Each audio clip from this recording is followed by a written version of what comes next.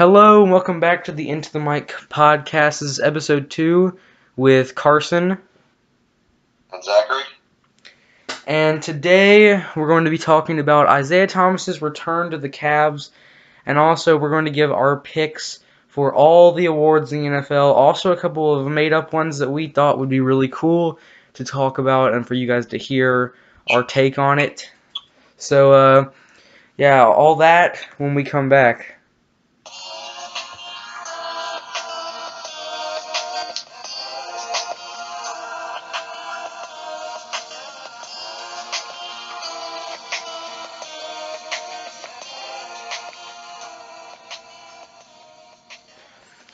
Alright, we're back.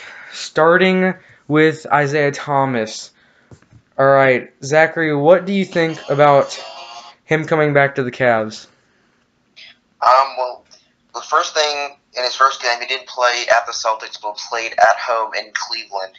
He had 17 points in 19 minutes off the bench.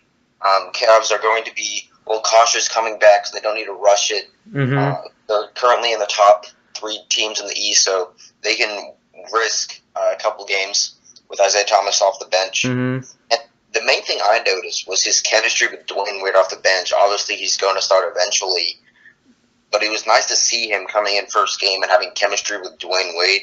Yeah. Last year, he had 28.9 points a game, and if he brings that to the Cavs, and they already have LeBron and Kevin Love, that can lift some of the burden off of them, I think they can really get back to that finals championship contender that they've looked like, but they could solidify that case because LeBron is playing at MVP level in his 15th season, and that's remarkable by itself. And you had Isaiah Thomas, who they've been missing the whole season. You have Jay Crowder and Dwayne Wade off the bench. And LeBron and Kevin Love, obviously, I think they can really start to get some steam up for the playoffs. Yeah, I mean, they were already, without Isaiah, I mean, they were 24-12, which is a really good record. I mean, they were at the top of the Eastern Conference, up there with the Celtics, and now with him, of course, they're 1-0. So I mean, I know. Perfect record. Yeah, I mean, they have a perfect record with IT in the lineup, and I mean, we know it's not a big sample size, but he looked so good in his first performance. In only 19 minutes, he put up 17 points, 3 assists, only 2 turnovers, but he did have 3 fouls, so that not that bad though. I mean, again, a small sample size. He's not going to be having 9 fouls a game, obviously. Yeah. So I wouldn't worry that much about the Cleveland Cavaliers. But some more wins for Cavs fans with Isaiah Thomas. 50% shooting on 6 of 12. 37.5% from behind the arc. 3 of 8 shooting. So, I mean, he was 50% from the line, but that only 4 shots. He made 2 of them. I mean, that's...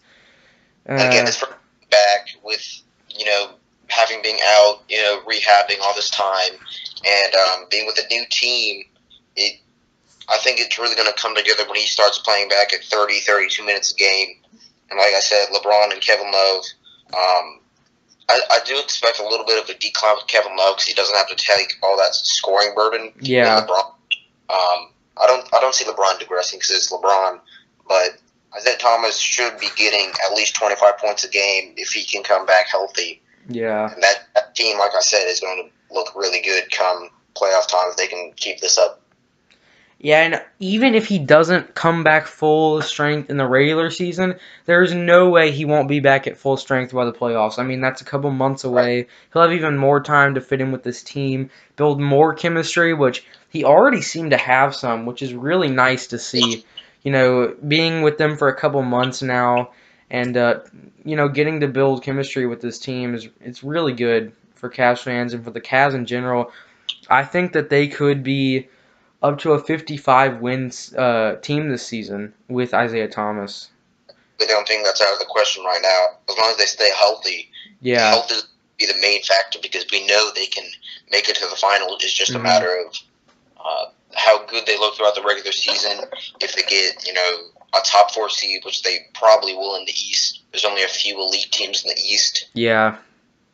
It just matters they can be healthy and maybe match up Isaiah Thomas and Kyrie Irving in the Eastern Conference Finals matching up. That's going to be really fun on TV to watch. Yeah. And, dang, I just lost my train of thought. Well, I don't know. But going back to the Eastern Conference Finals, you have 4 teams I really think who even have a shot of defending the Cavs as Kings of the East is Boston Celtics, Toronto Raptors both look really good the first almost half the season with Kyle Lowry and DeMar DeRozan. Yeah, DeMar is just, he's going crazy this year. We already knew he was an elite mid-range shooter, and now he's getting 3-pointers in there. That's going to be very unstoppable. They have Otto Porter and Kelly Oubre in there. They look pretty good. And then the other team would be the Washington Wizards with John Wall and Bradley Beal. Bradley Beal has been playing out of his mind. I think the order in the Eastern Conference, as long as nothing crazy happens, is Cavaliers with IT back going to look really good, and then the Celtics close behind them, and then Toronto, and then Washington, and then maybe Indiana. Maybe Indiana. We talked about them last year with last episode with Victor Oladipo. They need Oladipo back really badly. Yeah, their flaws have really been showing. I think he's questionable or probable for tonight's game. Yeah, he's been questionable for about, I think 2 or 3 games now, so he should be back soon. Yeah, very soon. And the other thing I was going to say that slipped my mind for a second was, you were talking about potential problems the Cavs may have. Injuries are probably their biggest concern, but in the past couple of years, we've really seen the Cavs, they go on this little slump, they really look tired and just uninterested in basketball for about a 1 to 2 month span, which made them lose the number 1 seed last year, which they definitely happened February, March, kind of that range, and then LeBron takes over in April. Yeah. Says, no, we're going to be playoff team. We're going to win the East. It was like this year. It looked like they were going to be like that the whole season, and a bunch of people were getting scared. And then LeBron said, "No, this is my basketball team, and I'm going to do whatever I want with it." And I'm going to play one of the best basketball of my career, my 15th season. So, Kevin Love, you just got to get a couple rebounds, score a few buckets, and I'll take over the rest. Yeah. So in conclusion, I really think that the Cavs have a really good shot at being the number 1 seed this year, as long as no problems go wrong, and I mean, as long as Boston does go on a couple more crazy stretches that they had early in the season. Yeah, 10 or 11-0 or something. Yeah, I don't think that'll happen again. Sadly, Celtics fans, but the Celtics do look really good, but I think the Cavs are better with LeBron and IT, and Kevin Love is also there. People seem to forget that Kevin Love plays for the Cavaliers sometimes because he's been kind of quiet in the past couple years. Right, so he's been hidden behind LeBron and then Kyrie. Yeah. So now that he has more of a prominent role, and he's again going to be hidden behind Isaiah Thomas and LeBron. I feel really bad for Kevin Love. He's been kind of stuck there, and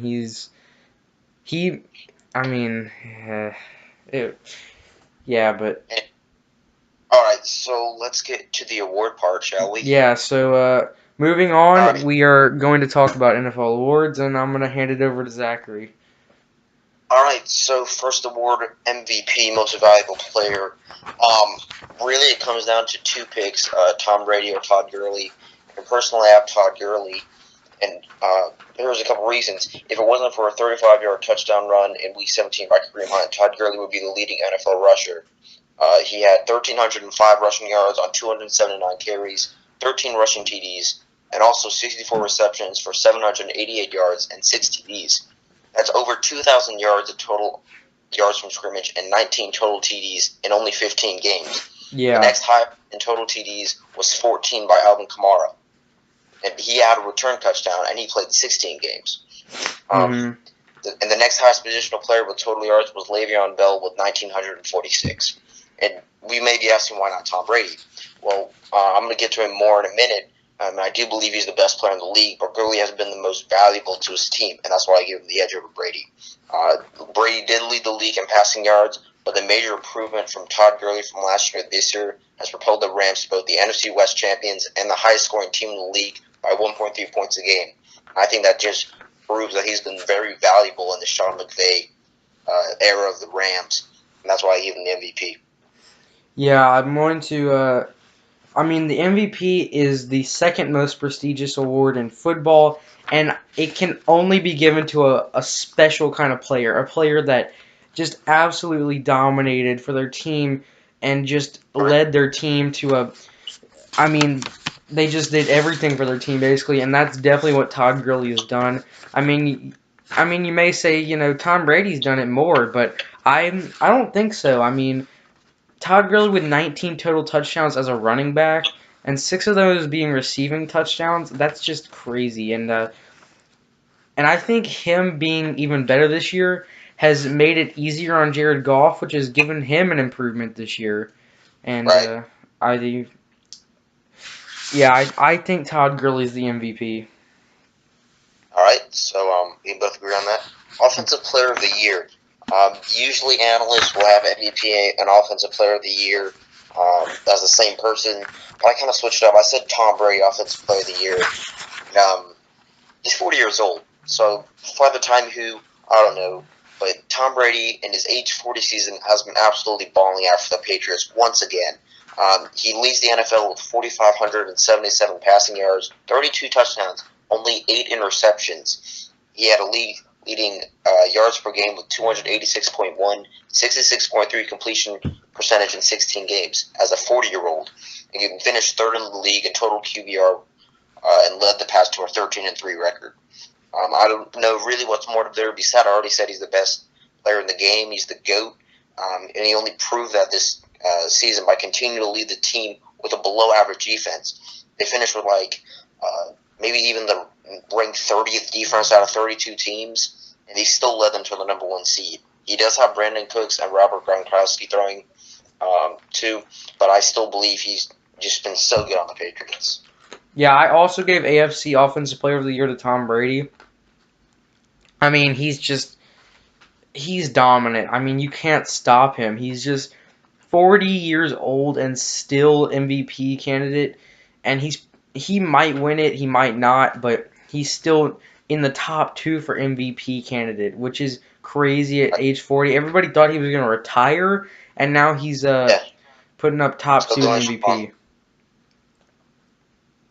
All right, so I kind of just did Offensive Player of the Year as a whole. Did you do AFC and NFC? I did do AFC and NFC. Right, so for NFC, I gave it to Todd Gurley. I mean, he did win. He was my MVP vote, so I think I had to give it to him. He's just been amazing. We've already talked about him, so. All right, so let's move to the defensive side of the ball. My Defensive Player of the Year was Calais Campbell. You already know how much I love the guy, and it can't really get more similar than being second in the league with sacks with 14.5, and being the leader of at least the front 7 of that Jacksonville defense, and having the Jacksonville defense finally make the playoffs with Blake Bortles of all QBs at the helm. I mean, I think it's something to have a defense carry you to a playoffs at least, berth in the 3 seed and winning your division since 1999. But being the leader of that defense really means, as a 31-year-old, his first season with the team, I think that really says something about how special of a player you can be. Well, I know we've talked a lot about Calais Campbell, and I know we kind of both agreed that he probably should, but I kind of went in a different direction for AFC Defensive Player of the Year. I went with Ryan Shazier. Now, you may be asking, I mean, this guy, he might not ever play football again, and he got injured, and he didn't play the full season, but he is the leader of that team, basically. I mean, he was so good this year until he got injured, and, I mean, I leave. I mean, I really do. I think he's been an emotional leader as well as just a leader on the field as well, on and off the field. And all the players for the Steelers have really rallied around him after he got injured. And, I have to give it to him. The league did really. It wasn't just the Steelers. The whole team, the whole league was really for Ryan Shazier. Yeah, and then for NFC Defensive Player of the Year, I had to give that to Cam Jordan. Personally Yeah, one of good my boy. top five players in the NFL, my top five favorites, and he already was a Pro Bowler twice in his career, but this was by far the best year of his career. I mean, I talked about him a lot last episode, so I'm not going to go into depth about him, but I think he was just amazing. I believe he had 14 and a half sacks, and he really led that Saints defense, and he was really, really good this year. Yeah. All right, so let's get a little bit of rookies in here. Offensive Rookie of the Year, I had to go with Alvin Kamara. The only other person I would consider would be Kareem Hunt. He did lead the league in rushing, like I already told you, but the midseason slump only got like 11 carries, 15 carries. That kind of holds him back for me as for the whole season Offensive Rookie of the Year. He was amazing in the first 4 weeks, in the past 6 weeks of the regular season. But that midseason stuff holds me away for that. The third round rookie out of Tennessee has been nothing short of phenomenal for the New Orleans Saints. He was picked 67th overall, obviously the steal of the draft. He had 728 rushing yards and 8 rushing touchdowns on 120 carries, but most importantly, 826 reception yards and 5 TDs on 81 receptions.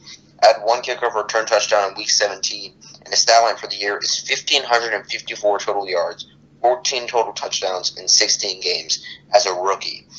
As opposed to Kareem Hunt, like I said, he's been consistently putting up numbers all year, and he's helped them, along with Mark Ingram, to take a lot of pressure off an aging Drew Brees. It used to be a pass-heavy offense in New Orleans, but it's since become one of the more dangerous in the NFL all around. So you have Drew Brees, Alvin Kamara, Mark Ingram, and then Michael Thomas at the wide receiver. I mean, he's been a cornerstone of transitioning that offense. Yeah, for my AFC Offensive Rookie of the Year, I had to go with Deshaun Watson. I mean, he was in the MVP race for, I believe it was 5 or 6 weeks, and then sadly he tore his ACL, and that just, Injuries go your way? I mean, injuries have destroyed the league this year. I mean, just more than usual. That is true. It's been weird this year, but I definitely have to give it to him. But I gave Kareem Hunt an honorable mention for AFC Offensive Rookie of the Year, and yeah. And then for my NFC Offensive Rookie of the Year, I mean, you got to give it to the Pro Bowl running back Alvin Kamara out of Tennessee. He had over 1,500 total yards, like you said, and he got that much with a limited amount of carries and targets with Mark Ingram next to him. So I think that's just amazing. And I had another honorable mention for the NFC. I gave Cooper Kupp the honorable mention. The Rams He wide receiver. he has been awesome for the Rams this year. He's really given uh, Jared Goff that extra guy to throw to, and it's really helped Jared Goff. You can tell this year. Yeah, going back to the injury thing, I read an article in the Washington Post a week or two ago that the actual percentage of NFL players getting injured has actually gone down by 1 or 2% from last year. But the only difference is that the star players now are getting injured opposed to like the practice squad guys.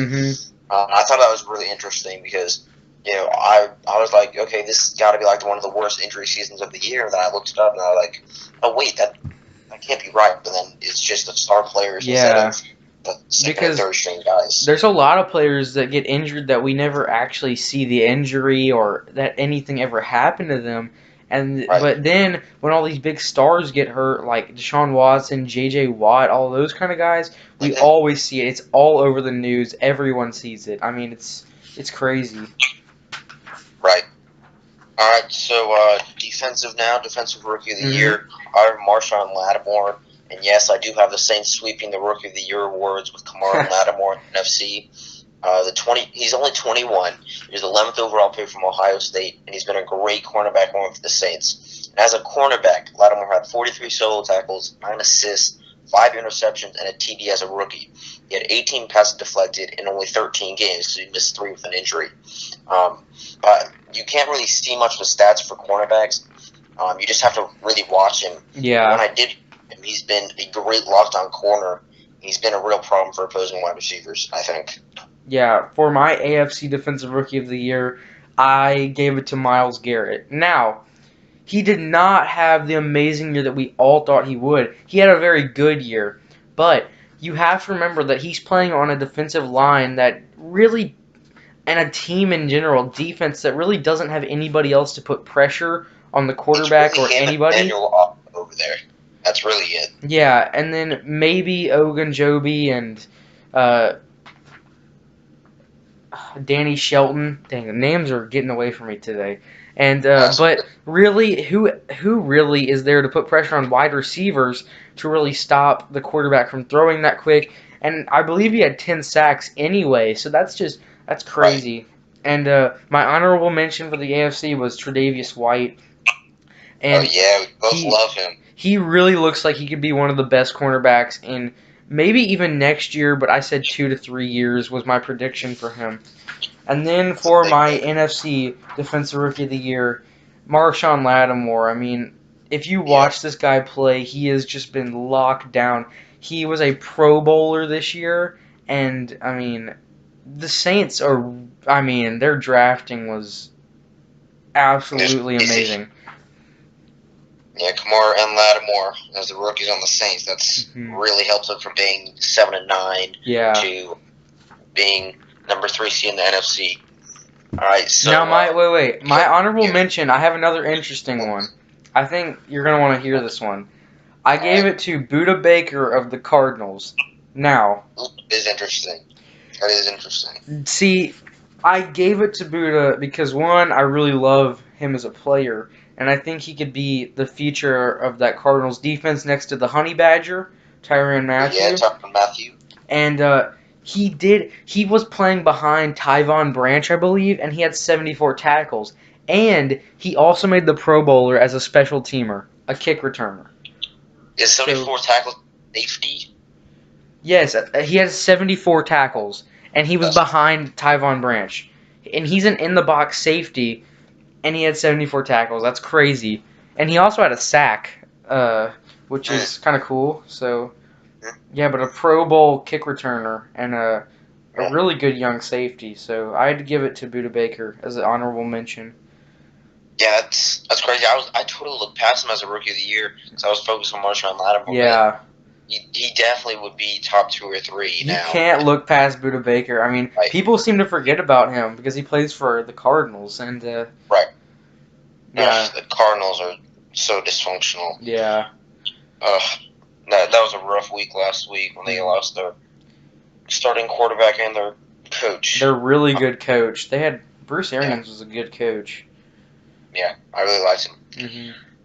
And speaking of coaches, Coach of the Year award, I have Sean McVay. Ooh. The, the 30-year-old former Washington offensive coordinator has brought vast success to the Rams organization. This year, he got major improvements from both Jared Goff and Todd Gurley from last year, and he has been the 3 seed in the NFC. He has been sensational, and while his team hasn't had the best record, they're only 11-5. He's certainly been the best coach after seeing what Jeff Fisher did with his team last year. Because Jeff Fisher last year, they were one of the worst offensive teams in the league. As I already told you, they're the top scoring team in the Hmm. league now on offense. So I have to give it to him, and the future is bright in the Rams with Todd Gurley, Jared Goff, and a 30-year-old head coach. I think they could really do something if they add a couple pieces in the maybe cornerback and free safety Yeah. for the defense. Now, my coach of the year has to go to Doug Peterson of the Eagles. Now, he turned Carson Wentz, who, remember, everybody last year after his horrible rookie year was like, oh, he's a bust. He and Jared Goff are busts. And, Yeah, let's do good for the top 2 picks. yeah, I mean, he turned Carson Wentz into an MVP candidate in his second year, which is crazy.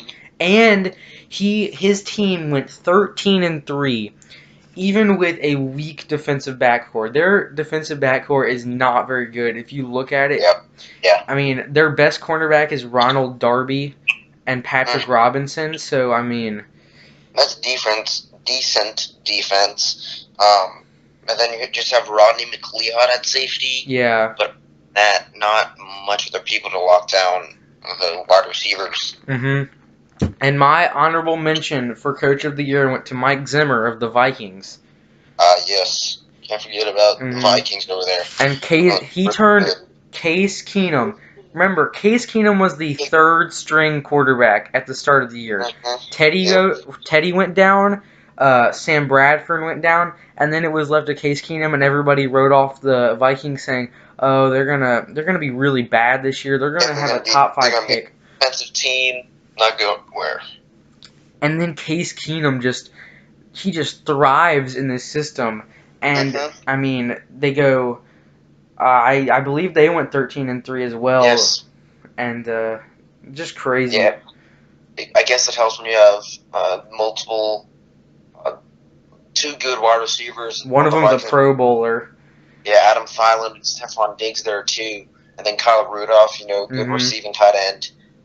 He had a good cast to throw to, but that alone is not going to do it. Obviously, he was almost a Pro Bowler with after being not even a glorified backup, just a backup that nobody really wanted, and maybe could start one game if your starter went down. Because I think Keenum was a Pro Bowl snub.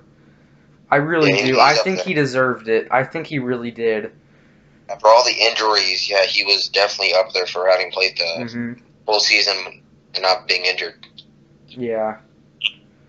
All right, so next we have Most Improved. This is an official NFL award, but just made it up. The rules for Most Improved, it can't be a rookie because that'd be kind of obvious. Just kind of be Rookie of the Years. So I went kind of interesting. I had DeMarcus Lawrence as my Most Improved. That's a good one. Yeah. I forgot about him. Yeah, he's on the Cowboys, defensive end.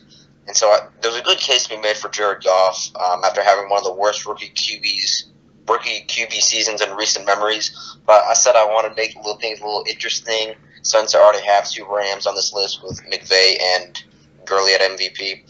So I went with the defensive end. So I love my edges. So this was Lawrence's contract year at age 25 in a free agent group with. He's about to make money. He's about to make some real money in free agency. Oh yeah, he's about to get paid. 4th-year player drafted in 2014 out of Boise State at 34th overall. He had 14.5 sacks, 36 solo tackles, 23 assists, and 4 forced fumbles in 16 games. And he got selected to the Pro Bowl. And this is after last year starting only 3 games, playing 9 overall, having 1 sack last year. 1 sack, and that was a Pro Bowler this season. He did practically nothing the first 3 seasons, and he exploded this year and tied with Calais Campbell, who you remember is my Defensive Player of the Year, for 2nd in the league in sacks. Yeah, my Most Improved, I kind of went with the stereotypical one, not Jared Goff, but his counterpart Carson Wentz, and he's been so good. You don't have a problem with these injuries, do you? You got Deshaun Watson and Carson Wentz now? I don't care about no injuries. If they played well, I kind of like that. If they played well, you got to give them an award. I think they deserve it if they played that well. Now, Carson Wentz led this team with J.J. LeGarrette Blount. He led this whole team with a decent defense to 13-3. MVP candidate. He was in the top 3, if you can remember, before he got injured. All these MVP candidates just went down this year, and it was really sad to see all of them go down just week after week after week. But yeah, I gotta give it. And my honorable mention was Calais Campbell. I don't think he really did improve, but I don't know if he really deserved the Most Improved award. So yeah, I can see that. All right, next is biggest bust of the year. This could be any player. Doesn't have to be a rookie. Just be any player that had high expectations going into the season and you felt could just really underachieved. And so I had Terrell Pryor on the Washington Redskins. Yeah, that's a good one. As many, including myself, had high hopes going into the season because Pryor was going to be the supposed wide receiver 1 on a pass-heavy offense. They have no running back, really. They have Rob Kelly, who went down, and then Samaje Perine, the rookie. And then you have Kirk Cousins at QB, who always gets those passing yards every season. So Pryor was, simply put, inefficient when he played. and then put on the IR after 9 games due to an ankle injury. In those 9 games, he probably only had 240 yards and 1 touchdown. Definitely not the wide receiver he was in Cleveland even, when he racked up 1,007 yards and 7 touchdowns. And definitely not the wide receiver one we were expecting in Washington. Yeah, I also went on the offensive side of the ball with biggest bust. I went with Jordan Howard of the Chicago Bears. Yep. Now, he was supposed to be this huge running back. He was supposed to be. I was predicting him to be a Pro Bowler this year, and A little bit of a sophomore slump. Yeah, he had a really bad sophomore slump. So, my honorable mention. This is a weird one. This is a really weird honorable mention for biggest bust. Let's hear it. I gave it to David Johnson. Now, I know it's not fair to give him this, but he did get injured in, I believe, the first or second game, and the first. Didn't even play 1 full game. Yeah, I mean that's just it's hard, and Yeah. I know a lot of people wouldn't agree with this, but I think he was a big bust this year for getting injured in the first game. So I think that kind of reflects on us playing. We both play fantasy football. Mhm. I think that kind of reflects he was taken number 1 or 2 overall in all of the drafts, and then getting injured the first game. I don't blame you for making that because he did have really high expectations. Yeah, he was supposed to be the second best running back in the league, behind Le'Veon. Like I said earlier, Todd Gurley had 2,000 total yards. We were thinking before the season that David Johnson might be the running back to do that, and he was going to be the MVP of the league. So I don't really blame you. If any analyst would have done these awards, I don't think we would have agreed with you. But you definitely made a good point with David Johnson. Yeah, I think that kind of makes sense. It kind of does, but it kind of doesn't. And you can agree with me or you can't. Right. I mean, that's just how it goes. Yep, this is our podcast. We can say whatever we want. Right? We don't have to go what anybody says. Yeah, I mean, these are our takes on it, and I really do think that he was supposed to be an MVP this year, and it just didn't happen. He even made a case last year, just brief second, he even made a case last year he was kind of an MVP snub, just because he just caught balls at a very high rate and got so many yards and touchdowns, but they just kind of ignored him and went with kind of the easy choice. Mm-hmm. So last award we have most surprising. This can't be your most improved choice or rookie. And so we already talked about him, but I had Case Keenum just because I didn't put him on most improved, but most surprising simply because he was a backup in both Houston and St. Louis, 2 teams who didn't have much quarterback depth when he was there. So it's not like he was buried behind good talent. Well, yeah, and I mean, for giving him most improved, there really wasn't anything to improve from. He was just really bad. It's like saying the Cleveland Browns will be most improved team because they're like triple their win season, their winnings from this season. So 0 again? Yeah, I mean 3 times 0 is 0. That's a big improvement. But anyway, Case Keenum, he was behind Sam Bradford at the start of the season, and was supposed to be behind Teddy Bridgewater, but he was already out with an injury last year. But the injury to Bradford in week 1 or 2, I believe, allowed him to explode for 3,547 passing yards, 22 touchdowns, 7 interceptions, and a 67.6 completion percentage. And That's crazy. Keenum we're talking about. Case Keenum. And they have kind of a run-heavy offense, too, with Dalvin Cook. Yeah, and even when he went down, Jerick McKinnon and Latavius Murray both did a pretty solid job of keeping that run game. I don't know why Latavius Murray signed there of all places. I mean, he knew he was going to get limited carries with all their running backs. Yeah, he was kind of just a goal line player. He was with the Raiders last season. He was kind of only produced because he was getting the goal line carries and getting those touchdowns. Yeah, I had him on fantasy last year. That was pretty fun. Yeah, I expected him to not get the goal line carries this year. I didn't see Case Keenum obviously breaking out, but I just thought that Jerick McKinnon and Dalvin Cook would kind of be more of like one-cut backs. They wouldn't need a goal line power back. Yeah, well, now to my biggest surprise. I wanted so bad to give him most improved or even defensive player of the year, but I gave it to the Tennessee Titans, Kevin Byard, Kevin Byard. led the league, or tied for the most interceptions in the league. Pro Bowl snub, biggest Pro Bowl Yep. snub of the year, I I believe. agree. I mean, he had a 3 interception game. I mean, he was amazing this year, and I mean, he made first team All Pro from last year, just being a decent rookie. I mean, he was okay. This 23-year-old rookie out of Middle Tennessee, and nobody really expected him to ever be anything. And now you look at him, and he has been crazy for the Titans, and he's been one of the 2 bright spots on our defense this year. Right. But even I'm not even a Titans fan. I can even agree that he's been underrated.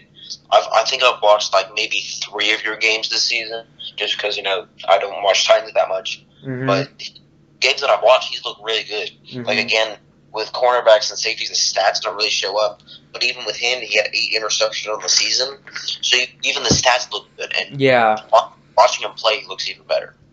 Yeah, he was amazing this year. I mean, and I don't have an honorable mention because I think nobody else deserves it more. Yeah. Maybe I really do get your point on Case Keenum. I think he was amazing this year. Pro Bowl snub, 2 Pro Bowl snubs. Go for biggest surprise. Yeah, for real, yeah.